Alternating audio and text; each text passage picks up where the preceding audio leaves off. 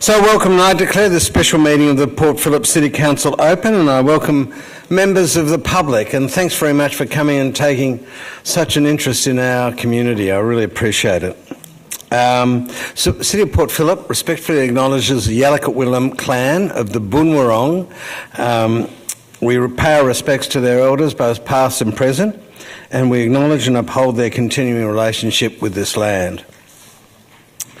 So Council has a local law which determines how this meeting is going to be run, and in accordance with this local law, there is no provision at this special council for members of the community to ask questions on general matters. You can, of course, speak to the budget. If you wish to ask a question or speak to our report, and there's only one report tonight, which is about the budget, please complete the blue form, which I assume you've all done, and I encourage you to limit your questions and comments to 3 minutes, and I might be reasonably ruthless about the 3 minutes. Usually I'm soft and malleable and weak. Marshmallow. Harsh but fair. But with my trusty CEO beside me, I might actually be a little bit more butch.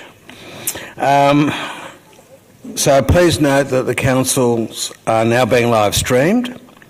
Live streaming allows the community, of course, to join in remotely to watch and listen to the meetings in real time.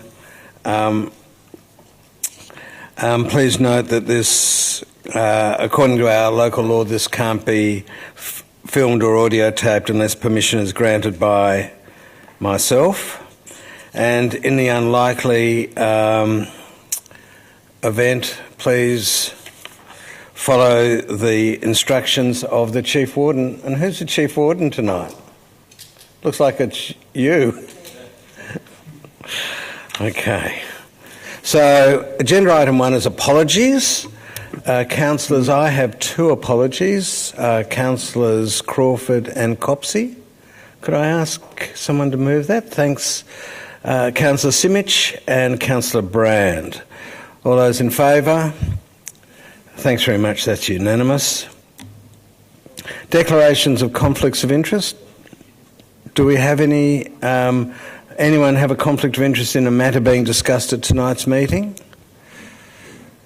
There are none. Presentation of reports. I'll now move to the presentation of reports. We have one report, item 3.1, which is Council Plan and Budget 2019 to 20, hearing of submissions. And I have a list of some 17 people, many of whom I know and love. So I'll now read these out in order, and it's netball time. Yay, netty time. So could I ask you, Anna Sweeney and Trish Oliver, to please move over to where this microphone is. Because you're first, I'll be more lenient on time with you. The first thing I'll ask you to do is read your name and suburb into the record, and then ask you to talk to us. Sure. I'll go first because Anna's going to do most of the talking, but I'm Trish Oliver, presenting the Port Melbourne Netball Club. And I'm Anna Sweeney. And could you move the microphone a bit closer to you? It's very directional and not very sensitive. Would you like me to go again? No, that was good. And I'm Anna Sweeney. I'm the president of the Port Melbourne Netball Club. Welcome. Thank you. So Port Melbourne Netball Club would like to thank the council for providing the upgraded netball and basketball courts at Julia Reserve back in 2018. This has gone a long way to ensure our club members, predominantly junior girls, and especially the critical participation group in Australia of females 15 years and over, keeping them involved in the sport and participating in the sport that they love. We've experienced a notable increase in participation since our courts were resurfaced, 84% in 18 months, so 84% increase. However, we do see our ability to continue to grow and be an inclusive club as somewhat limited by the lack of court lighting at the venue. We therefore request the sport lighting at RF Julia Reserve for the following reasons: to provide improved safety for our participants as well as other people, including residents, using the park during the winter months; safety for our members, which include children and adults, male and female, and other members of the community is our number one priority. We'd like to increase the usage levels of the court during the winter months. Netball in metropolitan Melbourne is a year-round sport, and in winter we're only able to use the courts from 4 to 5 p.m. So in summer months, the nearby residents are quite used to us using the court for longer hours, but lighting means that the lack of lighting in winter means that we can't use it, and we're not looking to increase the usage, but to remain consistent throughout the year. Many of our volunteers, our volunteer coaches, work 9 to 5 jobs, and we've got a lot of participants now coming from other areas outside of Port Melbourne, so they can't participate if we're only restricted to 4 to 5 p.m.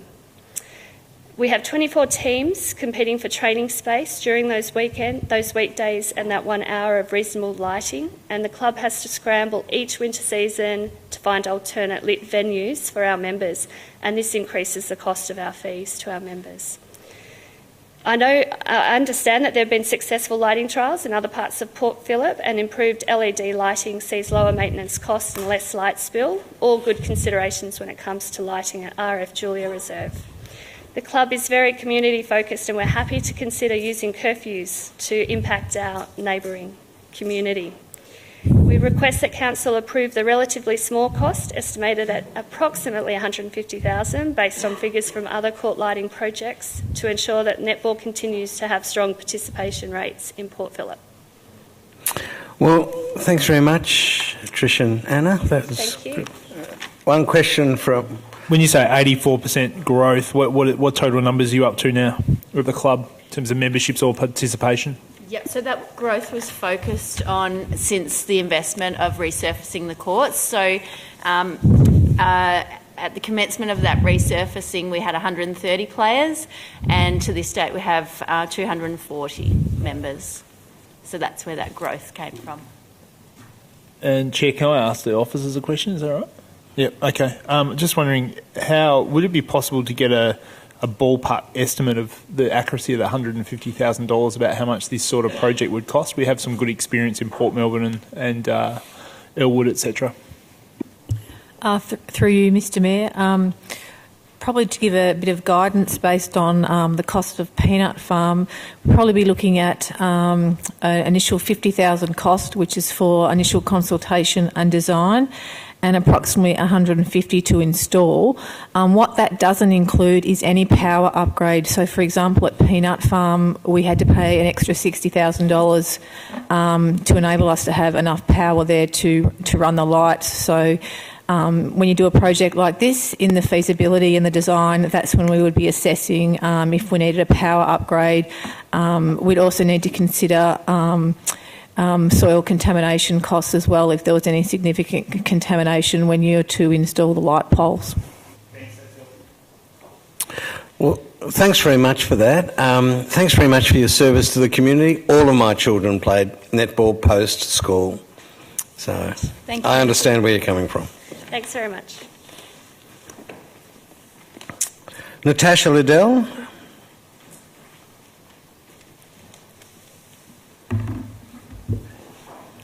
Good evening. I'm Natasha Liddell from the Maidan Group. We own and operate the Cosmopolitan Hotel in St Kilda, and we're here to ask Council to prioritise funding for strategic planning for the St Kilda precinct. In the short time available, and I think I've got this down to under 3 minutes, I want to talk to you about why we should prepare a strategic plan and the costs associated with that.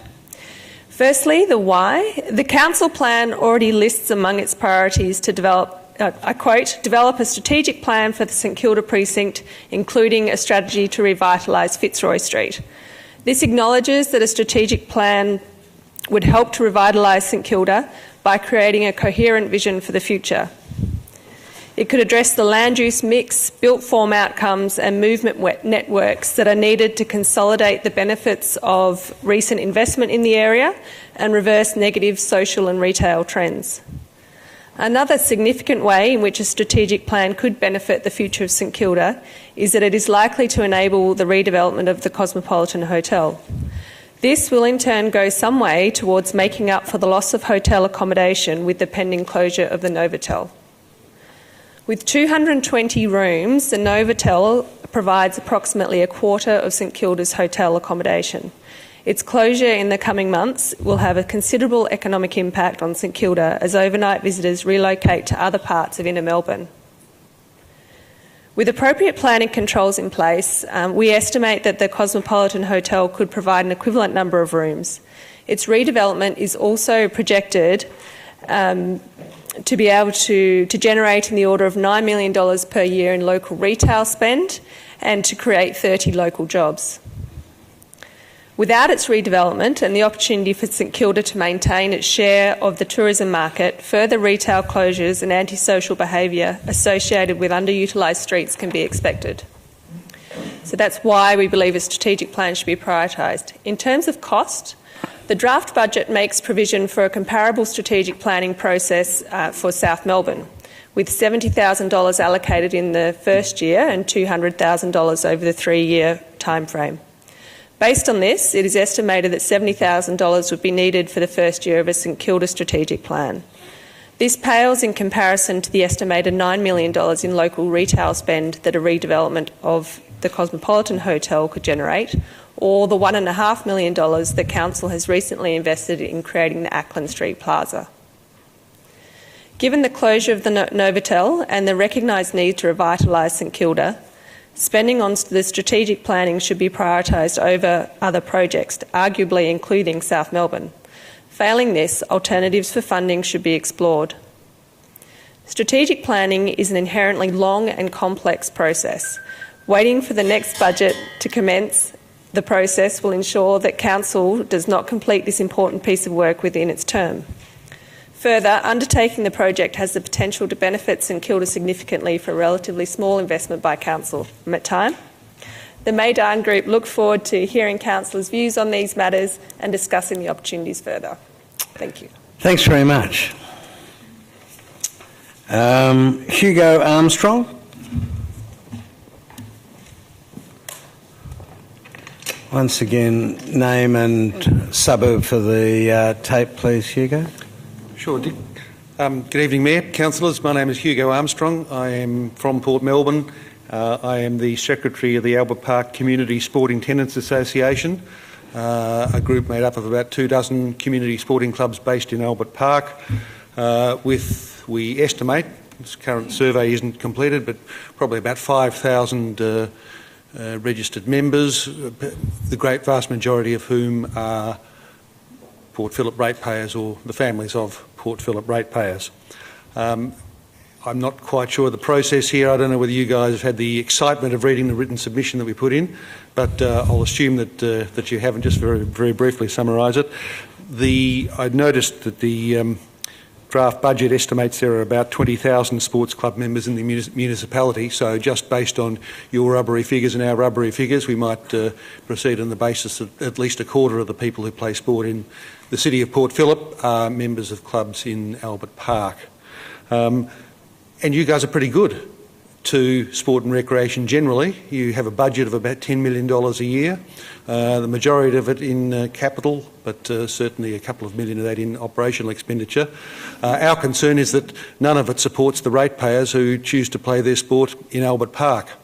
And we would submit that that is illogical, inequitable, and most of all, it won't serve you achieving a whole range of the strategic goals that the council plan has, and a number of your other strategies and policies also reflect. Albert Park is too important to achieving the council's and the municipality's goals simply to be left out of the budget. And I regret to say that other than a possible future allocation for some works on possible stormwater stuff a couple of years down the track, there is no mention of Albert Park activities in the budget for the upcoming year, and precious little mentions in the revised 10-year council plan. By every measure, or by any measure, virtually all of your goals in the area of health and well-being, and in sport and recreation more specifically, all directly line up, and you would have to say that the community sporting activities in Albert Park directly support those goals. And without supporting and assisting your ratepayers who happen to play their sport in Albert Park, they're being dudded, and you're not likely to achieve, or much less, the council is much less likely to achieve its own goals. I mean, for example, you've set a performance target to increase participation per capita in formal sport and recreation activities by more than 25% in the next 2 years. It ain't going to happen without Albert Park, but the council is not there. I won't bang on too much longer, but I would just note one thing, that it's sometimes stated the council won't commit capital to community facilities that it doesn't own, and that's been in the past the sticking point for Albert Park. But the fact is that the council has, on occasions, made capital grants towards worthy projects in Albert Park, and indeed, I understand, is currently considering a considerable financial grant to at least one project in Albert Park and possibly more. Now, I'm not having a go at those. We applaud the council for recognising that, but all the 24 clubs who are not at the moment likely to be beneficiaries of any support from the council, bar a couple of little low-level four-figure grants here and there, we'd like to see some consistency and some recognition of that principle across all the community sporting activities in Albert Park. Thanks very much. Can I ask a question, Dick? Yep. Just also make the point that this council made a very sizable contribution to MSAC when it was built, so we have made some sizable investments in that park, as you referred to before. My question to you, I guess, goes to the Albert Park Master Plan, and I just wanted to get your view on what benefits that provides sporting clubs such as yourself, and what you think the role of council should be within that plan. Look, the Albert Park Master Plan has been a disappointment from start to finish. We engaged quite heavily 5 years ago in that plan, as I think the council did too. It then went to bed and wasn't seen for 3 years. Then it came out in a fit and start last year before the state election, and there were decisions by the two leading political parties that cut directly across the process of the plan, undermining the integrity of the process of consultation and decision making that are outlined there. The plan that's been put out in the last week, Councillor, is quite clearly, it's like being flailed with a lettuce leaf. It's limp. It makes zero commitment. In terms of sport and recreation, it defines an area, but doesn't define and has a few phrases about the need to improve the facilities in those areas to lift the sustainable carrying capacity, but there is no roadmap as to how that will be achieved. We understand that a master plan isn't a funding document, but there is no indication, no evidence of any support for that. So we are completely unimpressed and disappointed with the master plan that's been put out. I mean, it's not a bad document, it's just a nothing document. And it doesn't mention the council. I mentioned, just very briefly, before the council, you have got $3 million in your forward estimates for a stormwater plan. There's no mention of stormwater in the master plan. It's just not mentioned there. You just think, what's wrong with these people? Very disappointing. Yep. Any others? Thanks very much, Hugo, and once again, thanks for your fantastic contribution to the community. I don't say that in a token way. I think it's fantastic. Otherwise, we'd all be lost. Thank you, Dick. Look forward to your capital contributions in due course. You drive a hard bargain. Okay, Kay O'Connor from JAG. Just have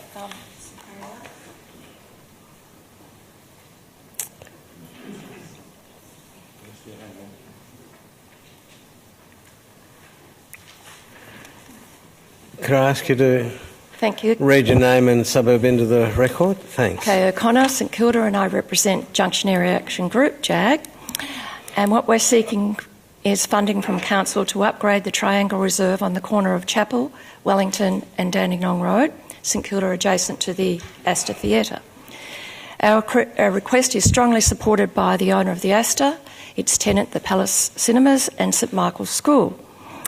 The parcel of land, which you'll see depicted in the photos on the back of that request, is a summary of what happens at that piece of land. The upcoming Stage 3 Wellington Street road works will address the deceleration lane entering Wellington Street from Dandenong Road. However, there's no provision for safety upgrades and landscaping to the Triangle Reserve and pram crossings which form part of this major, highly visible and congested gateway to our city. One of the identified problems relates to safety due to the limited footpath space for pedestrians and bike riders, where they have to combine at that point, and where they wait to cross Dandenong Road or Chapel Street. This corner has very heavy foot traffic, including students from St Michael's, CBC, St Mary's, patrons of the Astor Theatre, local residents and visitors to the busy Chapel Street precinct. Another issue is the lack of any ground maintenance or landscaping. The area is dirt in summer and scruffy weeds in winter, and the trees are straggly and in poor health. Taking into account users at this location are older adults, young children, people with mobility disabilities, people using mobility aids such as prams, pushers, wheelchairs, etc., as well as people with vision and hearing loss. What we're seeking from Council is to provide considerations for equitable and safe use by people with a disability, including installation of tactile ground surface indicators at the pram crossings. There are none. Removing the current trees in poor health and providing appropriate replacement trees with clear lines of sight. You'll see one of those photographs is where there are people waiting at that crossing and the trees, in fact, are not trimmed back so they impede the vision of someone. Better use of the area by converting the current dirt triangle reserve to a landscaped area with a tiled surface which is level, firm, slip-resistant surface in both wet and dry conditions, similar to that used by Stonington Council next to the Windsor Station, if any of you know it. Provision of seating, bins appropriately located near seating and clear of congested pathways. Bike racks for patrons attending the Astor Theatre, as currently this facility is not available because of the narrow footpath in front of the Astor in Chapel Street. Now, we believe this suggestion will reduce landscaping maintenance and could provide a business case payback of about 2 to 3 years, on the proviso that garden maintenance was being performed, which currently, although Council I think have the contract from Vic Roads, it's not being performed. We'd like to see it make an attractive project where there would be great improvement. We see it as a standalone project, completely separate to the Stage 3 Wellington Street upgrade works. Thanks very much, Kay. Any questions? Just wondering if officers could tell me Councillor who owns this piece of land.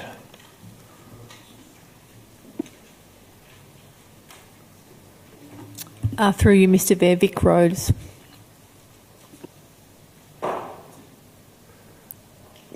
Can I just ask a follow-up question? What does the ownership mean in terms of which authority is entitled to do works?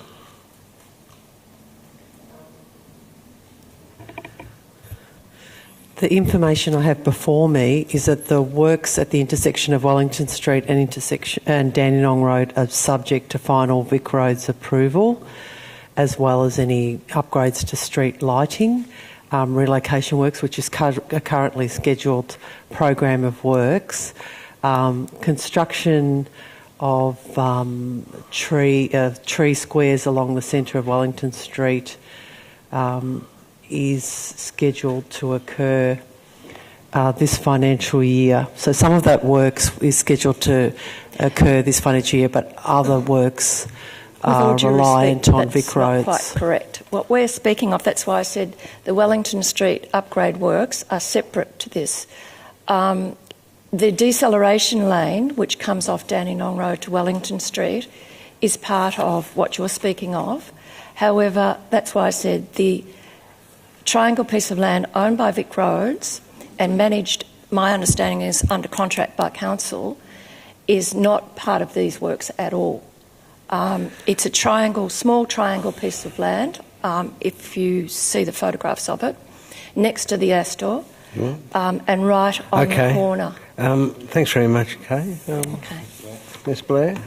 Sorry, through you, Mr Mayor, just to clarify, the land is owned by Vic Roads, and I think your question was, are we able to do anything on land that is not owned by us? Correct. And so there has been circumstances where if we have approval, we can do work on another landholder's land if we had approval and if that was something that council wanted to do, and it would be obviously subject to permits.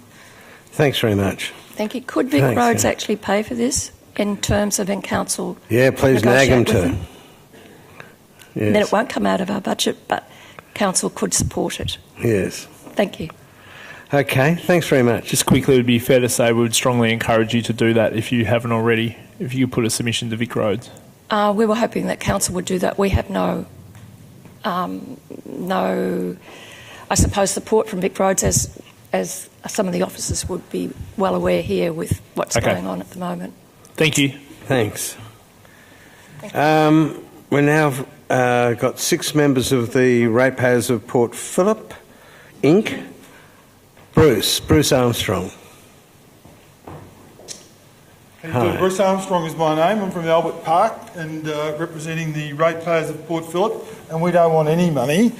So I would like to take this opportunity to make comment about the budget and the budget submissions, and hopefully you've got a copy of the comprehensive income statement that we've handed out.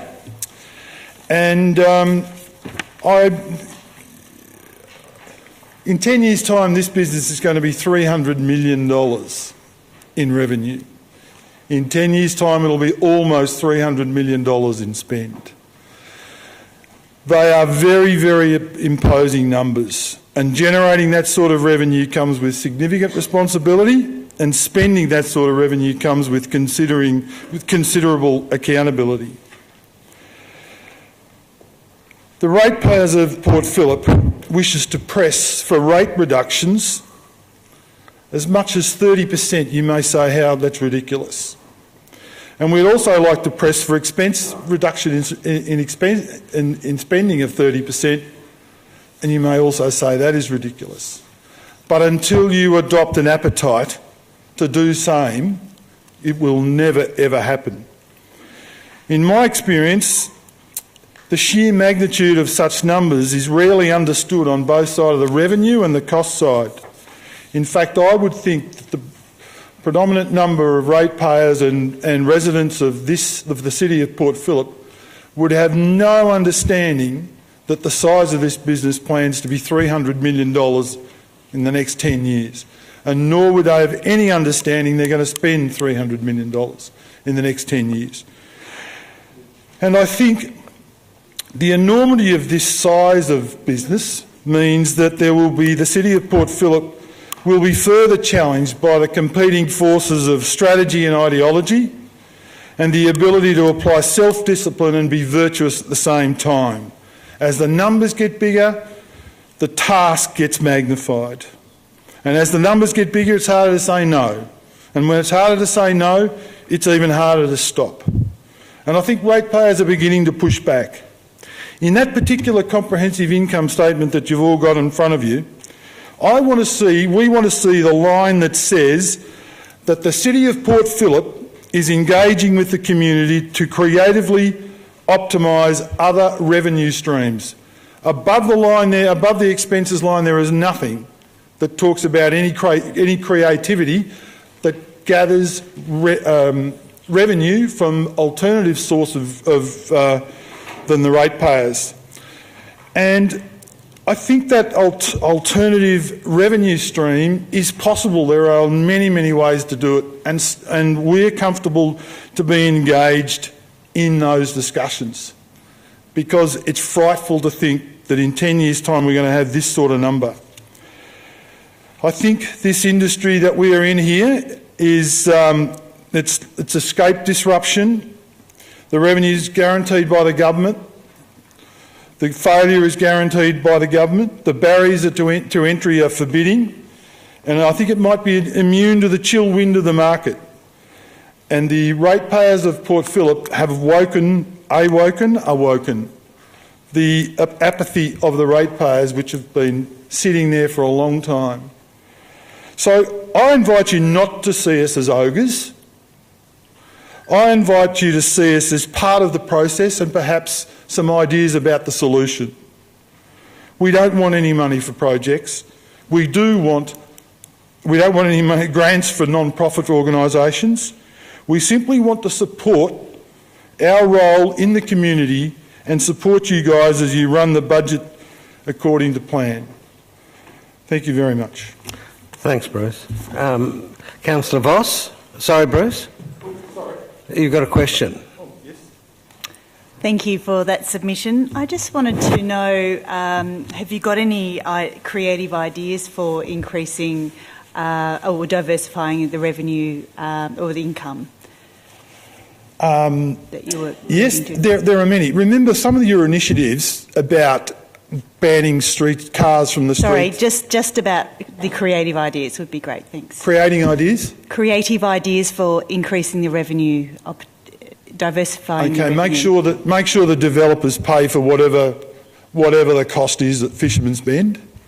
Make sure you recoup market rates for the properties that you own. Acknowledge that there's some things which council shouldn't do and should do.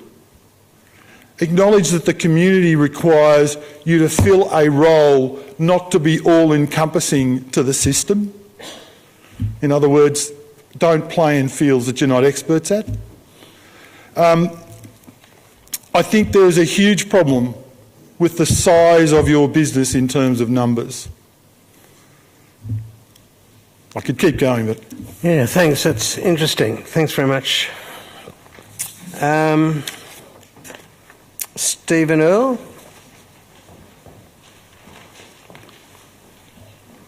Thank you, Mr Mayor. Stephen Earle from South Melbourne.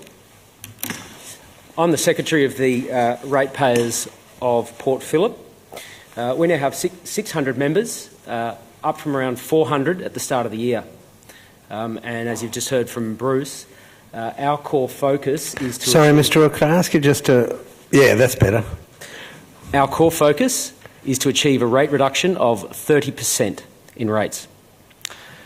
Now, look, I know the criticism of local government for wastefulness is not new, but in this case, I think it's a particularly valid point. From the numbers you can see from Bruce's handout, the City of Port Phillip is an outlier.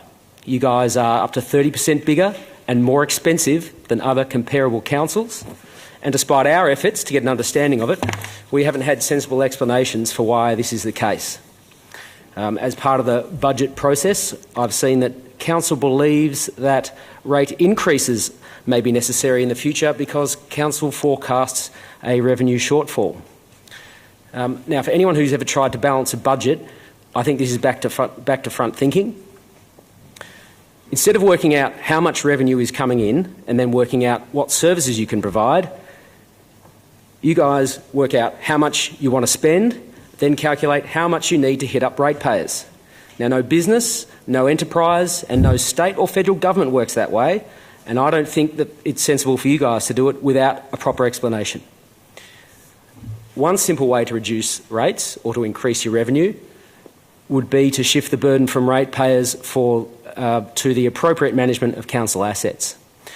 Now, occupiers of council assets could pay market rent, or at the very least something approaching market rent. Now, this may not be appropriate in every case, but there has been a long-term failure to obtain a commercial rent for the St Kilda Marina, and from what we can see, there appears to have been poor handling of the renegotiation of that lease. It's a substantial asset.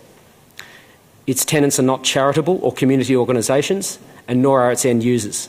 They're people who are financially secure enough to head out for a spot of boating when the mood strikes them. And when we've made inquiries into the marina lease renegotiation process, I had a look at the documents we got. We got a bit of an expired lease and we got an unsigned renewal of lease. Nothing we could really make sense of. Now, I accept that most councillors and council officers genuinely believe that they're trying to improve things and that they're doing a good job for the City of Port Phillip. But I think I need to respectfully tell you that you're mistaken and that you need to do better. You should be maximising return on council assets like the marina and reducing the burden on ratepayers as much as possible, leaving us to spend our money in the local community as we see fit. If there's no meaningful change to the council budgeting, the only conclusion that the Ratepayers Association can draw is that our message should be that this is a profligate and unrepresentative council. Thank you for listening. Please try to reduce our costs. Thanks very much. Councillor Pearl? Quick question of officers. Stephen, thanks for coming this evening. I appreciate it. Just on the... Maybe you may or may not have the chart that is in front of us, but just wondering if you could give some explanation, which is a fair comparison when you look at this between Port Phillip and Bayside. So Bayside's 16 square kilometres larger. They have more coastline than we do. A similar population, 8,000 more here, yet our total expenditure is substantially higher. Our expenditure is $220 million. Bayside's is $111 million. What's the main reason for that $100 million, $110 million additional expenditure in our city versus Bayside, for example? Through you, Mr Mayor, we've provided information on this previously through budget processes. That's a fairly detailed question. I'll respond to it. I'll take it on notice to respond to it again at another time. Thanks very much. Thank you. Rhonda Clark?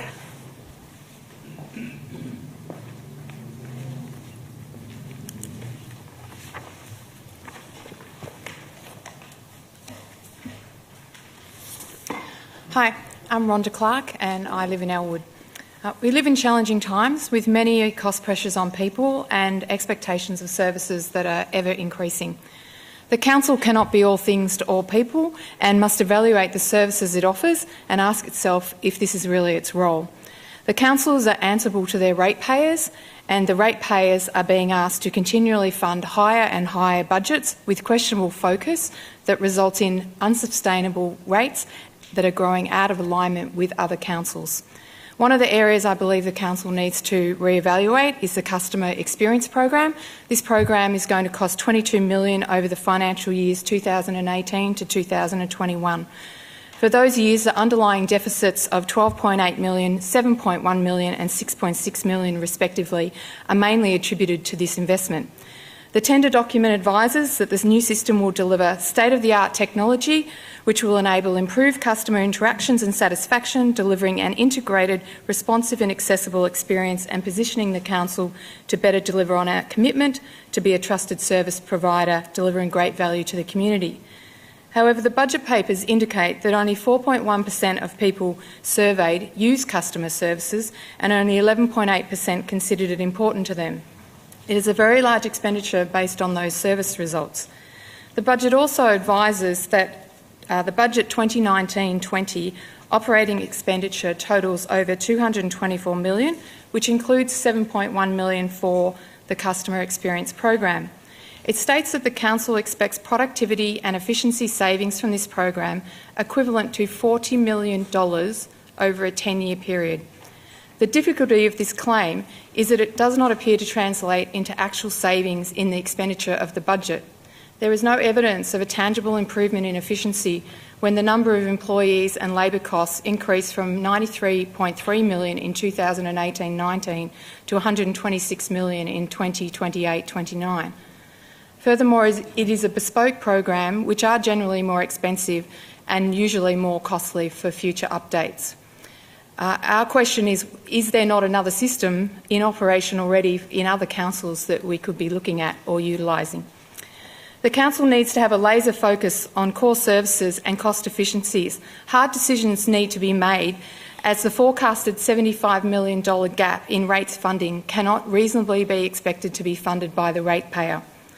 If this seems like a daunting task for the Council, they need not look too far for answers or opportunities for assistance. and I refer to the handout that's already been discussed. If you have a look, and Councillor Pearl mentioned Bayside Council, but I would draw your attention to Glen Ira Council as well. It has a larger square kilometre area to manage, approximately 30,000 more people to service, a similar number of residential properties, and a total expenditure of $163 million compared to Port Phillip's expenditure of $220 million. It requires $39 million less income and manages all of this with 831 staff compared to Port Phillip Council staff of 875.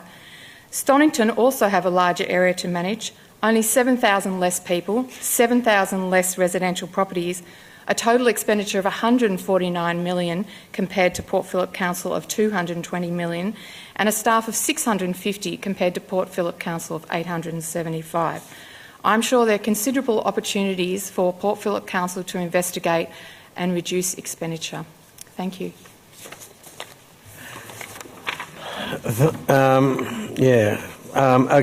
Councillor Brown, Councillor Baxter.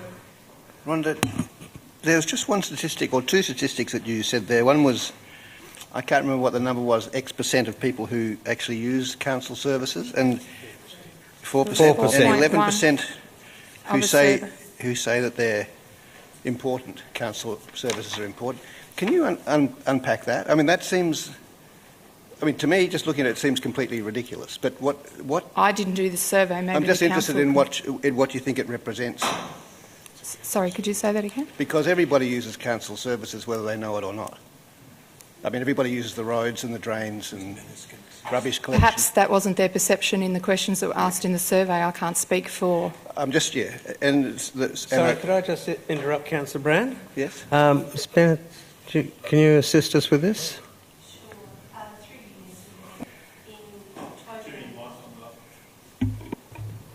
Through you, Mr Mayor. In October through to December 2018, we undertook a series of engagement to help inform Council's budget deliberations.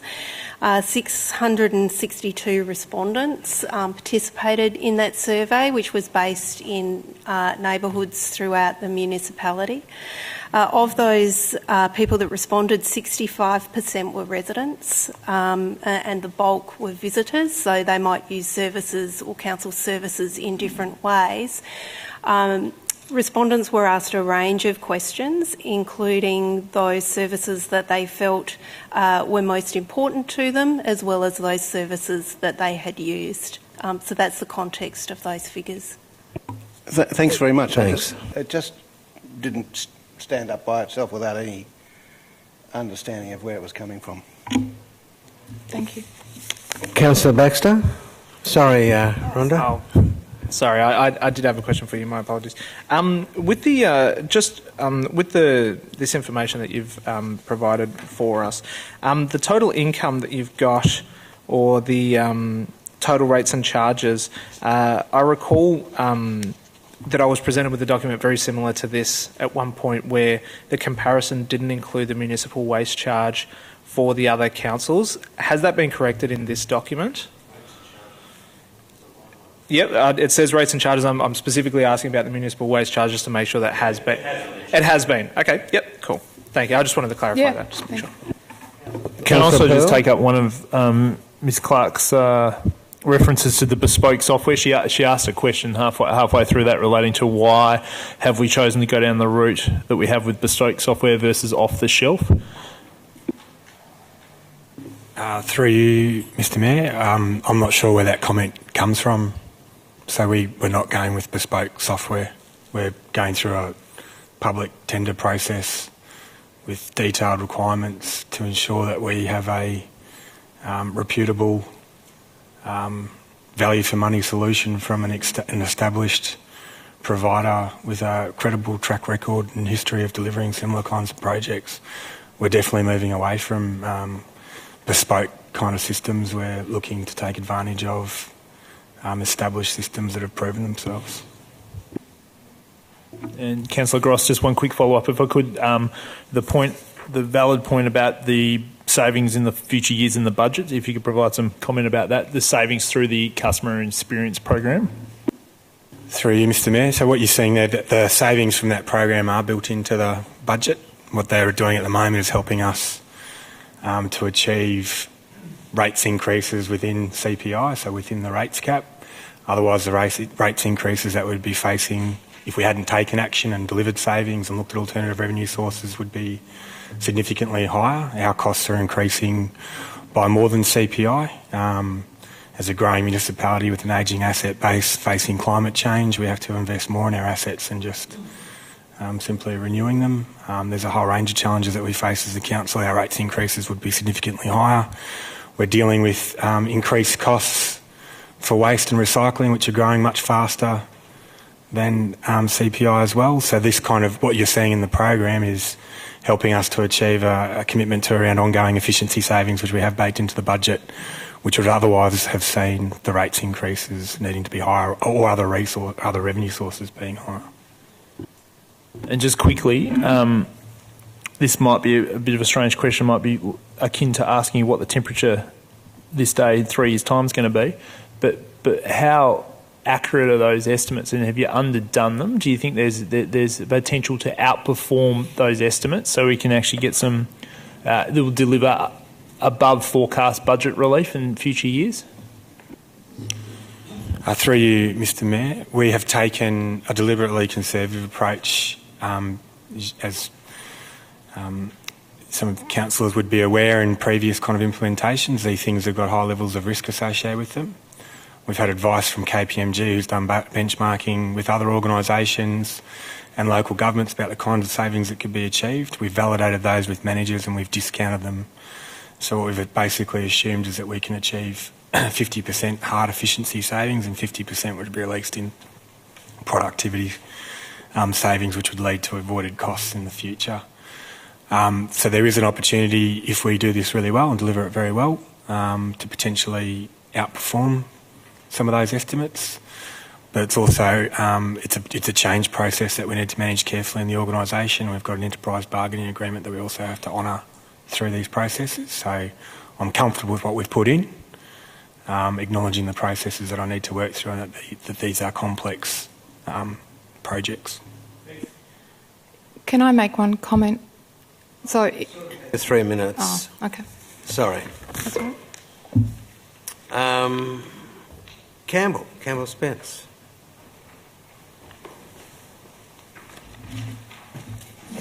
Campbell Spence, resident of Middle Park and president of the ratepayers of Port Phillip Incorporated. ROP is seeking to achieve a budget that is fair, equitable and sustainable for all ratepayers and residents of the city of Port Phillip. Last year, this council delivered a budget that imposed massive rate increases for a large proportion of our community.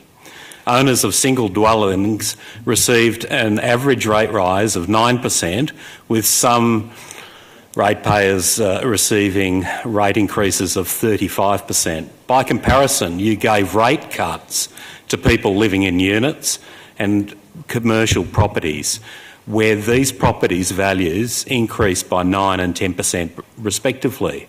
There is something fundamentally wrong with the system when property values increase and ratepayers get rate cuts. We understand how rates are calculated and why there is a gross distortion in rates, but we don't see this council advocating changes for the Local Government Act to provide fairer and more sustainable outcomes for ratepayers. ROP exists because rates are hurting large sections of our community, and we want to work constructively with the council to achieve a budget that is fair, equitable and sustainable for all of the community, not just for some parts. We are disappointed when councillors trivialise the amount of rates paid in this municipality. Most of our constituents are paying rates in the range of $3,000 to $15,000, not the $1,500, which is the average amount. When I've previously raised concerns about the impact of rates on the community's cost of living, the council's response has been to talk about the hardship provisions, the reverse mortgages and the provision for retired self-funded retirees to defer their rates. We don't believe this is the right thing for the community. We believe the best way to make rates more affordable is to stop wasteful and unnecessary spending and to increase other sources of revenue, which Bruce mentioned. To this extent, ROP has identified a number of areas where funding can be cut without cutting essential services to the community or harming the character of this city. And we've outlined many of these measures in our detailed submission. For example, the budget papers present the Fisherman's Bend funding gap as a catastrophic risk with almost certain probability. The total infrastructure bill is $376 million, and the costs are planned to be shared between the Victorian Government and the cities of Melbourne and Port Phillip. Fisherman's Bend is looming as a major problem, but the budget doesn't adequately address the strategy for dealing with this catastrophic risk. Council has already committed $13.5 million to construct Currap Park at the Farrar Street Education and Community Precinct as a part of Fisherman's Bend. ROP strongly objects to rate revenues being used to fund the development of Fisherman's Bend. We strongly support the sale of existing assets to fund the cost of Fisherman's Bend and for developers to fund these infrastructure costs. We're also concerned about councils looking at to purchase land in Fisherman's Bend to construct a sustainability hub for a cost of nearly $19 million. In principle, we would support the project if the proceeds of the sale of the existing Resource Recovery Centre in South Melbourne is used to fund the Fisherman's Bend Sustainability Hub. In summary, ROP believes rate increases are not justified because the city is already spending too much on services that are not required by ratepayers or residents, not statutory obligations of local government, and are not in line with neighbouring councils. Thanks very much, Cam. Thank you. Lindsay Gordon, member of ROP.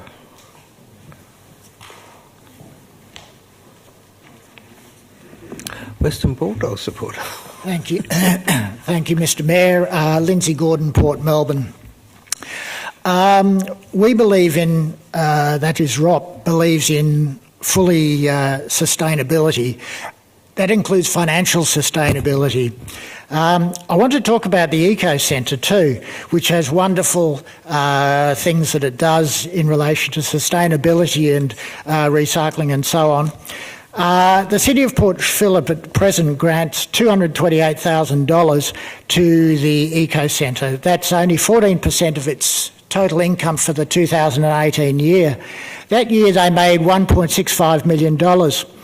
The expenditure for them was $546,000 in wages and salaries, but the next biggest item on their expenses list was $325,000 for, quote, total other expenses. I'm absolutely amazed that this figure isn't broken up. It's not accountable. It's there's no transparency and accountability in relation to this.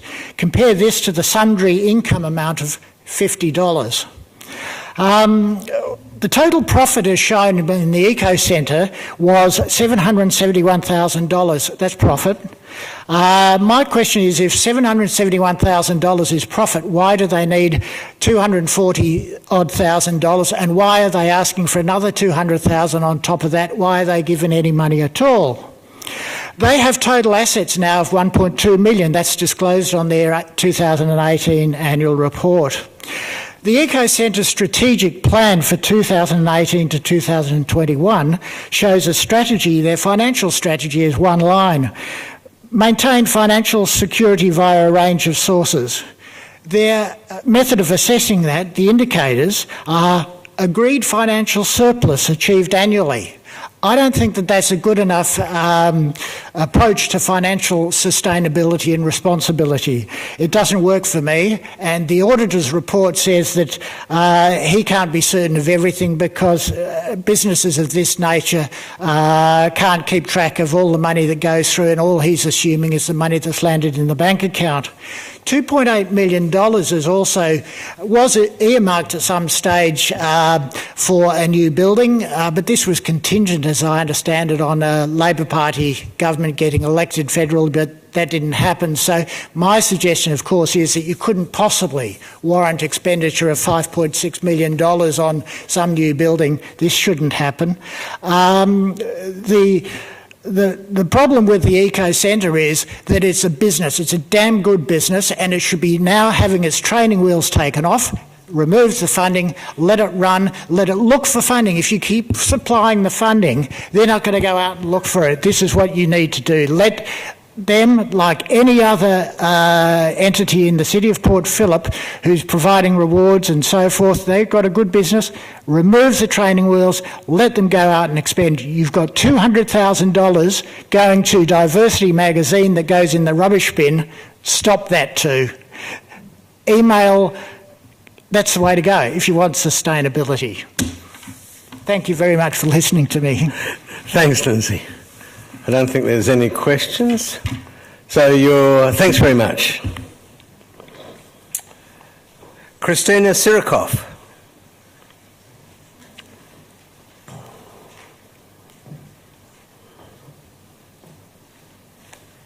Good evening. Hi. Hi. I'm Christina Sirikoff. I live in Middle Park and I am a member of the Ratepayers of Port Phillip. It is difficult for any ratepayer to read the budget financials and understand what the full costs are for any service when overheads are not included. We ask that the Council adopts a zero-based budgeting to enable it to clearly identify which of its outputs are core services mandated by legislation and which are non-core services, the nice-to-haves. Zero-based budgeting would increase transparency and accountability for the choices Council makes when it comes to spending ratepayer money and is the opposite to public service behaviour of spending the entire budget so you can justify the budget for the following year plus more. It would be reasonable to say that if people knew what the core services were and that their rates could be reasonably reduced by focusing only on those core services, that there would be a larger number of ratepayers demanding that the Council do just that. We also ask that Council's Finance Department do two things. One, disclose non-market rental amounts in the budget figures themselves, not just in notes. We understand that an upcoming accounting standard change will soon make this compulsory for the annual financial statements to reflect the impact of the non-market rents. In the interim, there's no reason that these figures should not appear in the budget papers against the relevant outputs. For example, subsidies by way of non-market rents charged to the Australian National Academy of Music and Linden Gallery should appear in the arts and soul budget figures. To not properly disclose these gives the appearance of something being hidden. And two, also implement activity-based costing in order to show the true cost of the council outputs. Otherwise, when overhead costs are not assigned to the outputs, this results in a serious underreporting of the true costs of the services.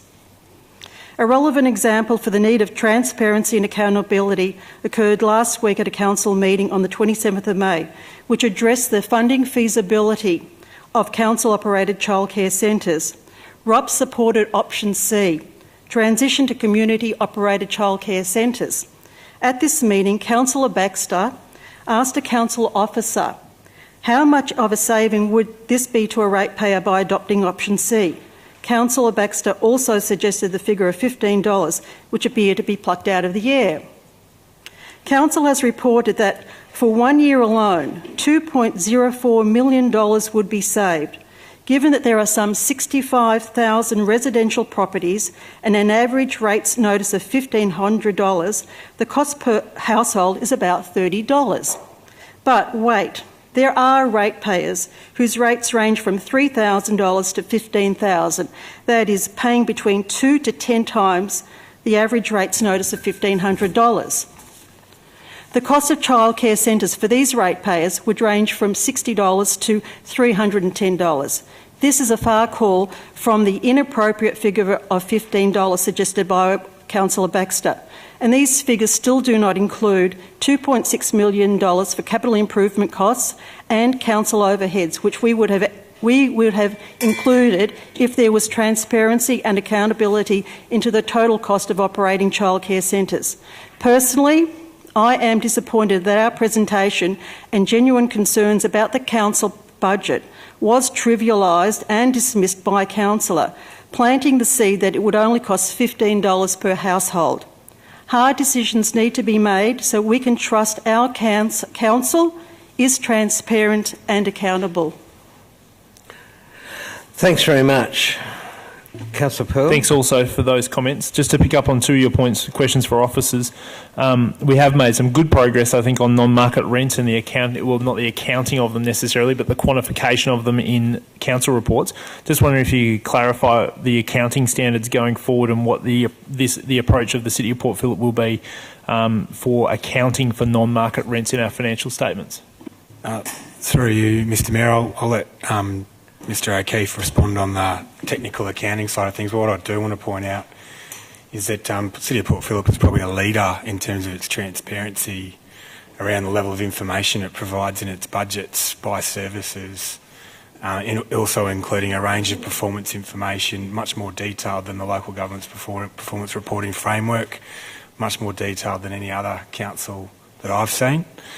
We also provide all the major leases on council assets in the actual council plan and budget, and in the draft council plan and budget, major leases on council assets by service is provided, which includes things like Ada Mary A. Beckett Children's Centre. It talks about the market rental, say $500,000, and it talks about the rent per year today, which is $10, which is based on the decisions of previous councils.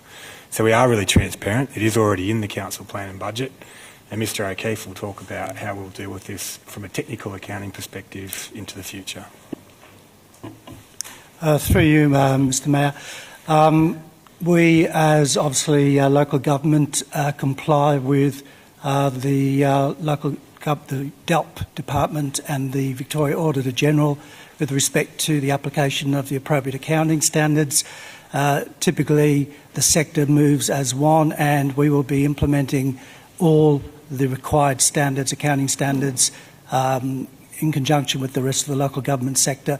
And it is my understanding that the standard that has been referred to will be implemented in the 2021 financial year.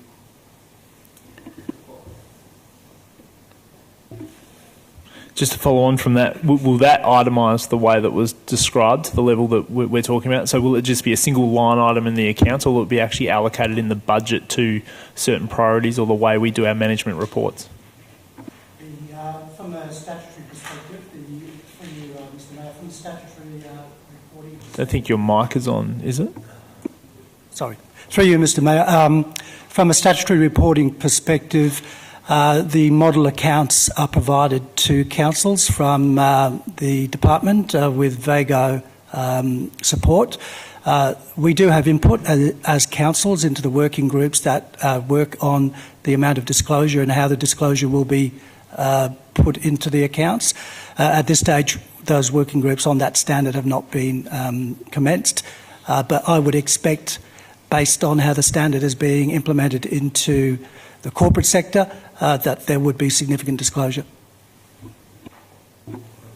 And finally, zero-based budgeting. Could the officers give an overview of our approach to zero-based budgeting and its applicability in the City of Port Phillip?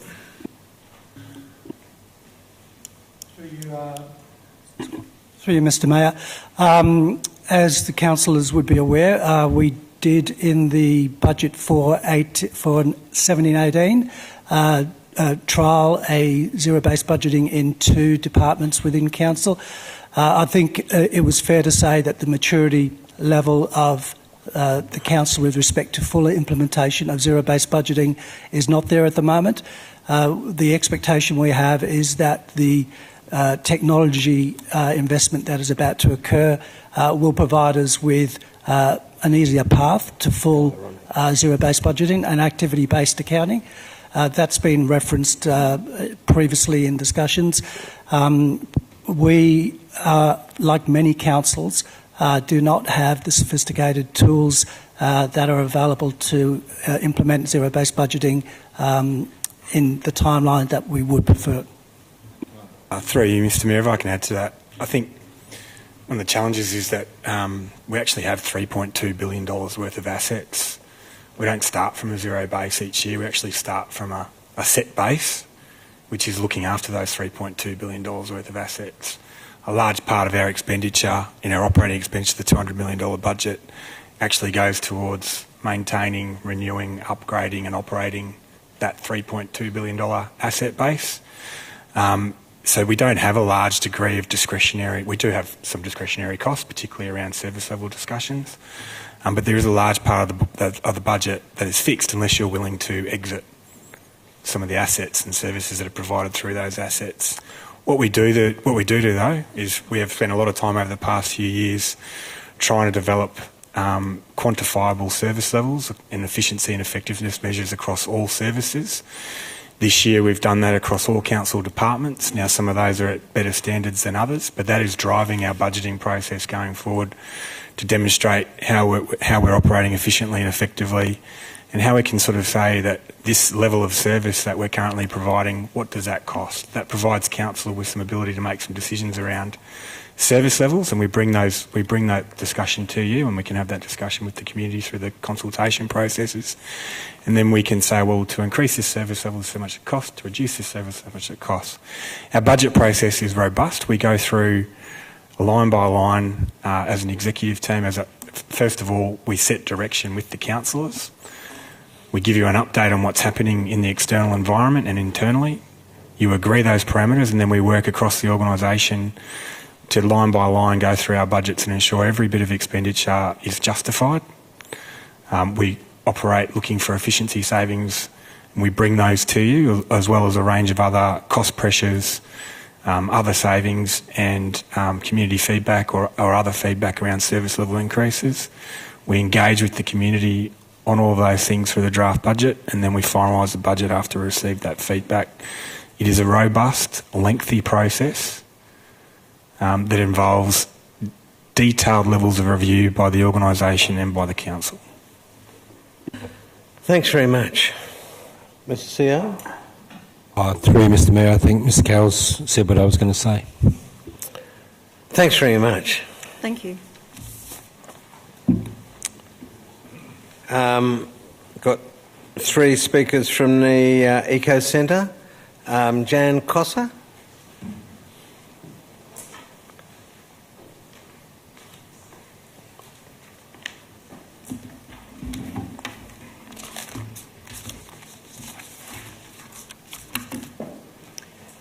Good evening. My name is Jan Cossa, and I have lived in the city of Port Phillip for 35 years. I am on the Committee of Management of the Eco Centre and commenced at the end of 2015. I want to speak about the positive elements of the Eco Centre, and to give you a couple of examples of the demands that are on the service and the potential for us to do more with the resources we've asked for. I thank the speaker previously for your kind remarks about what a quality organisation we are, and we would welcome you to come to talk to us in more detail about the finances. We run a very tight ship and fiscally Could you talk very to council, please? Sorry. The Eco Centre is an environmental hub and a gem in our community. It swarms with people from diverse cultural, linguistic, financial, age and gender orientations who are busy discussing and taking action on environmental issues they care about. We know that there are demands in our community by City of Port Phillip citizens and beyond who want to protect their environment, and that comes from the demands that we have. As part of a process for the development of our strategic plan 2018 to 20, we consulted and surveyed a range of our stakeholders who, almost without exception, reported positively on the work of the centre. They talked about the impacts of their involvement with the organisation in terms of how it had changed their behaviour and their commitment to doing more to protect their environment, as well as the professionalism of the organisation. Today, the Eco Centre, in terms of scope and reach, has 31 affiliate groups and with respective members that run into the thousands. Per annum, we provided in the last year just over 19,000 people who participated directly in our programs, 19,000. Another 4,000 plus people, just over 4,000 people who walked in, phoned, emailed or made digital inquiries and received support, advice or information. We also, because we have a digital or virtual information now, 62,000 people, again just over, accessed the resources that we have digitally in the last year for their use and benefit. We know the Eco Centre is a quality community organisation. It is and can represent the needs of the City of Port Phillip and its citizens by the work that it does. I urge you to extend and increase our funds so we can continue this really important work in the environment. Thank you. Thanks, Jan. And thanks for your work with the community. It's great. Keith Badger.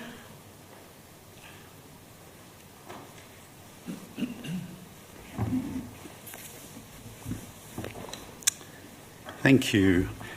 My name is Keith Badger and I've held the role of Treasurer of the Port Phillip Eco Centre for over 7 years now. I've come to understand the conditions under which it operates and the demand for the services that it faces. The Eco Centre is a well-loved and much-admired organisation, and tonight, before councillors decide on a new annual funding grant, I want to ensure you understand why our request for $408,000 per annum is necessary and reasonable. Over the 15 years that the Eco Centre has supported the council, our annual grant for services provided has increased by 23%, in line with CPI. During this time, our costs of service delivery have grown far faster, and the reasons are threefold. Yes, CPI has pushed up our costs of operation, but I would suggest to you that the expenses have risen by no more than inflation during that period as far as like-for-like services go. There are two much larger increases that have occurred during this period. The first is that the City of Port Phillip is, as you know, a larger place than it was 15 years ago. Council's own records show the extent of this. The rate income has grown over the past 15 years from 56 million to 122 million, an increase of 118%. This compares to our funding increase of 23% over the same period. Even more than that, though, than the increased numbers in the city, the Eco Centre services are in greater demand than ever. Our services are now overbooked as residents are increasingly reaching out for information and ideas to help them to live more sustainably as they respond to the pressures of environmental breakdown that are occurring. Climate change is now considered a climate emergency by 58% of Australians in recent surveys, and people want to know what to do and how to become more resilient. Species extinction is accelerating. Larger volumes of waste need recycling. More rubbish is flowing into the bay, whether it's cigarette butts, microplastics or chemicals from sunscreens. And people want to know more about changes to healthier food and how to grow their own.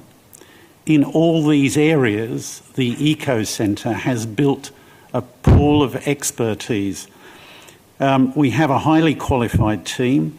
The council increasingly calls on that team for advice, as do residents, other community organisations and educational institutions. However, the situation we face right now is no longer sustainable. Our staff works under extreme duress. They are supported by a large team of volunteers like me, but they work in very poor conditions, in old, crowded, not fit-for-purpose building, and are paid well below what they would earn in private industry or on the council payroll. Under constant threat of termination, if new income cannot be found, they also supplement their official hours with voluntary work for the organisation. The council has been relying on and receiving services from the Eco Centre well beyond the funding it has supplied. The situation which has arisen would never have been allowed in the private sector where I've spent most of my adult life. And on the council it wouldn't be sustainable. Therefore, I ask you to recognise this abnormality and to provide us with a funding agreement that enables us to continue to support your needs by maintaining the expert team and showing respect to the people that work at the Eco Centre. Thanks very much. We'll have to wind it up now. Yes? Thank you very much for that. You're probably the right person to ask this, being the Treasurer. I just wonder, would you care to comment on the figure quoted by Mr. Gordon, the Speaker, Mr. Lindsay Gordon, about the $770,000 profit of the Eco Centre, if that put that into some perspective? We did receive a bequest, the first time the organisation has ever received a bequest, and it was a bequest, a significant bequest, in the order of a little under 650,000. So it was a one-off year that showed a surplus. And certainly in terms of the other questions that were, or points that were raised, we have, I'm very proud of the quality of the accounting that's done, and certainly our accounts are audited every year. I think the gentleman was referring to a comment by the auditors that suggested the way he brought the information to the floor was suggesting that we do not accurately account. What we don't have are accurate records from 15 years ago of when the building was established. And the only element that we don't have those details for is the fixed assets that are on our list. Thanks very much. April Seymour. Good evening. I'm April Seymour, and from joining the Eco Centre as a compost turning volunteer in 2009, I'm now here as the Executive Officer of Port Phillip's Community Environment Hub. Our vision is an empowered community actively cultivating long-term environmental well-being, and we value our long-standing partnership with City of Port Phillip. This year we've provided relevant costings rationale for a financial funding agreement increase and outlined the substantial service cuts for Port Phillip specific services that will occur without the corrected funding. We make our first such request since 2004 in reflection of the skyrocketing community concern and interest in practical environmental work, because we are not activists but activators of individual, collective and cross-sector sustainability initiatives. Each year we serve over 87,000 users through programs and resources. We have 31 affiliate community groups who use our hub for meetings, training and network building, resulting in a number of efficiencies amongst those other organizations as well.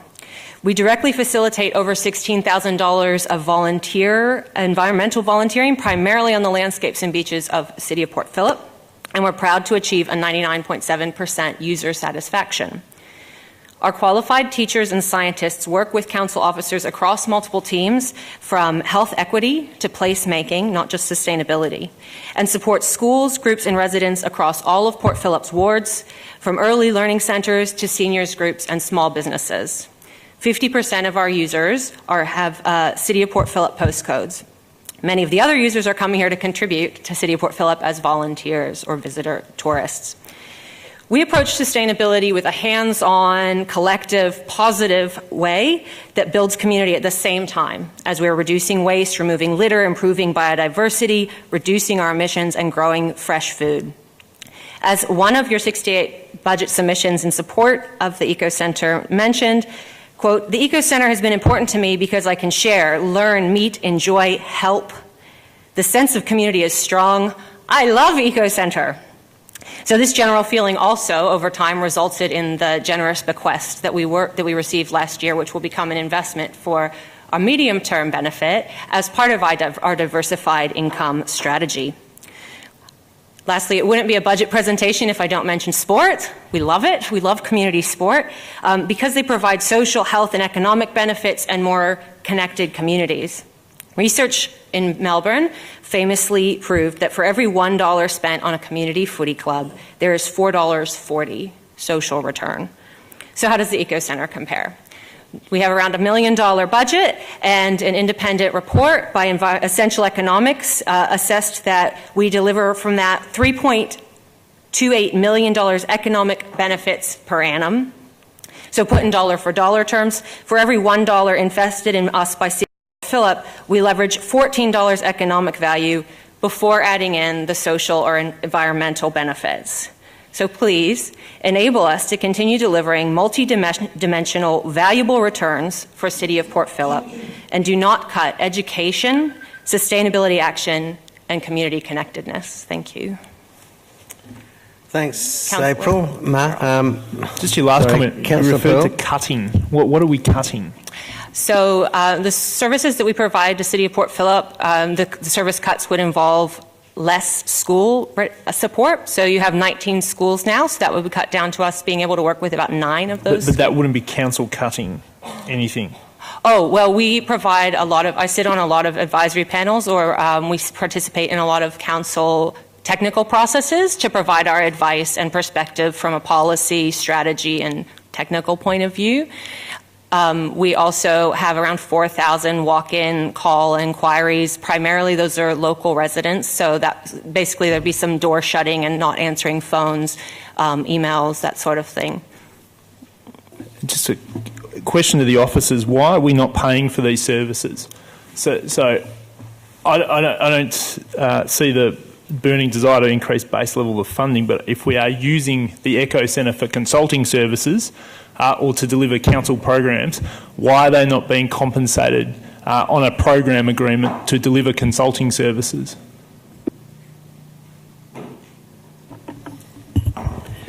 Through you, Mr Mayor, we do fund, or council funds the Eco Centre to provide a number of services, and in terms of consulting services and school program services, we provide in 18-19 $40,000 for the schools program, and approximately $58,610 for consulting projects, in addition to base funding of about $153,150. So the total City of Port Phillip funding, base plus additional, is $301,760, plus some support with rentals. So we do fund a number of programs through the Eco Centre. Thanks, that clarifies. Okay, thanks very much. Thank you. David Blakely, the voice of Fitzroy Street.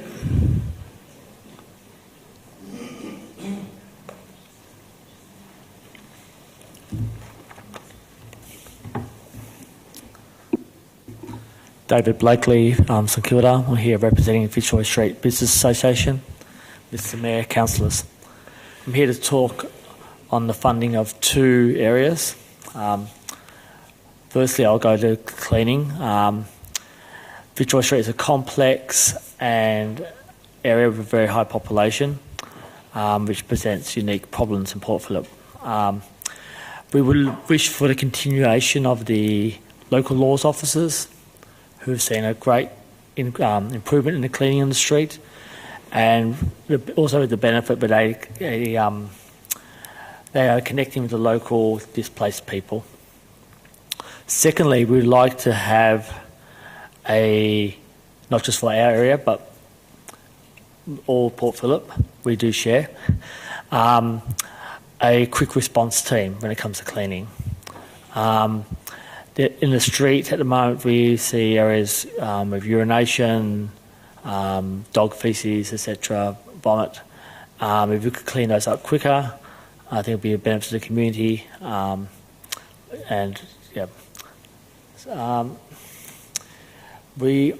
The second plus is placemaking. Like before, I'd like to thank the council for the 750,000. Sorry, it'd be nice 750,000, 75,000 to Renew Australia. There's been a couple of community groups who've been willing to put some money in. Of the idea's been willing money into the revitalisation of Victoria Street, such as Rotary. There's seed money to help with startups. I have noted under the Local Government Act, one of council responsibilities is for a prosperous economic community. As we know, our high streets, although I don't consider Victoria Street to be a high street, it's a different sort of street traditionally, facing problems. And I think if council is willing to help put some money into startups, maybe it's a new future for the whole area, bringing creativity. This area has been known for in the past, and new ideas. That's it. Thanks. Thanks very much, David. Councillor Pearl. Thanks for the great work that you've been doing out of the bat, but I just wanted to ask a quick question. You mentioned placemaking. Yes. How would you rate the value for ratepayers on the money that's been expended so far, albeit we're in the very early stages of the program? We are in the early stages. At this stage, I mean, with Renew Australia if Renew Australia comes on board, I think personally, if we get the people back to the street and getting the shops filled, it's going to be great. Value to ratepayers, we as a community, I know different parts of Port Phillip, people move for different reasons, and St Kilda's have always been a vibrant area, and I think most people miss that vibrancy. If we bring more people to the street, our safety will improve. I think there's lots of benefits of ratepayers. Our streets are much an asset to the community as a park or a library. I think most people want, and I think Port Phillip, we're lucky with our vibrant villages. We live in a walking community. And I know personally, it's very important to me. I think for most people in this room, having that local connection and strong local connections, it's good. So I think it's well spent. We won't really know until a couple of years down the track how well it's been spent, but at the same time, we can't let it get worse. Yeah. Thank you. Thanks very much, David. Chris Davey, South Melbourne Symphony Orchestra.